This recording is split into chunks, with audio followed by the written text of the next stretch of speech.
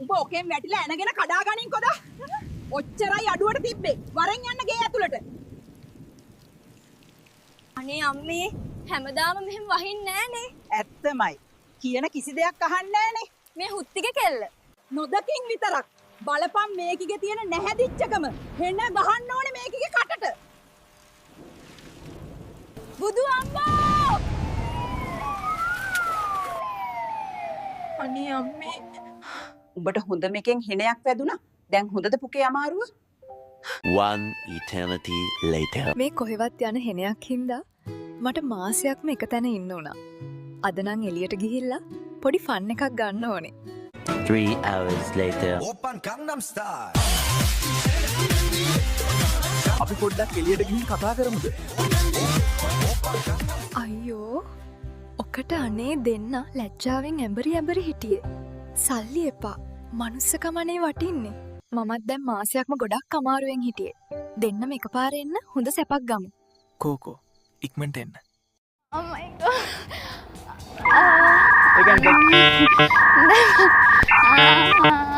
අනේ ඔය එක දිග්ගයනේ. A few moments later. බුදු අම්මෝ. පොලිත් වෙලා මනුස්සකමට ගහන්න දුන්න කියලා මෙහෙමත් ගහනවද අනේ? උදේ වෙනකම්ම තියාගෙන ඇරියානේ. කොහොමින් හරි කමක් නෑ. දැන් මගේ මෝල් අමාරුව හොඳ වුණානේ. නෝනේ දැන් අපේ දුව හැමදාම අපේ ගාව තියාගන්න බෑනේ. දැන් මේ ළමයාගේ කල වයසත් හරි හින්දා කසාදයක් බඳලා දෙන්න ඕනේ.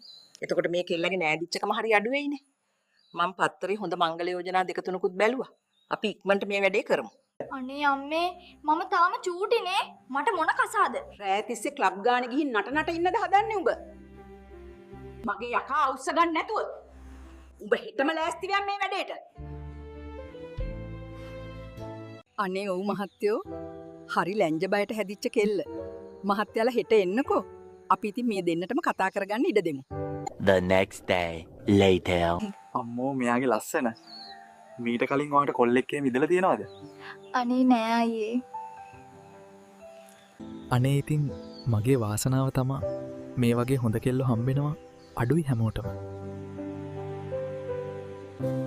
ඔන්න එහෙනම් සුදු අපි අපේම වුණා. දැන් ඔයාට සතුටුයිද?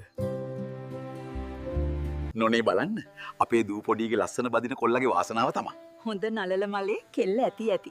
යන්තම් එකෙකුට පට්ටල් කරගන්න පුළුවන් වුණා. මම නේ දන්නේ දූ පොඩිත් නටපු 18 වන්නම බඳින එකාගේ වාසනාව නෙමෙයි බඳින එකාගේ කරුමේ.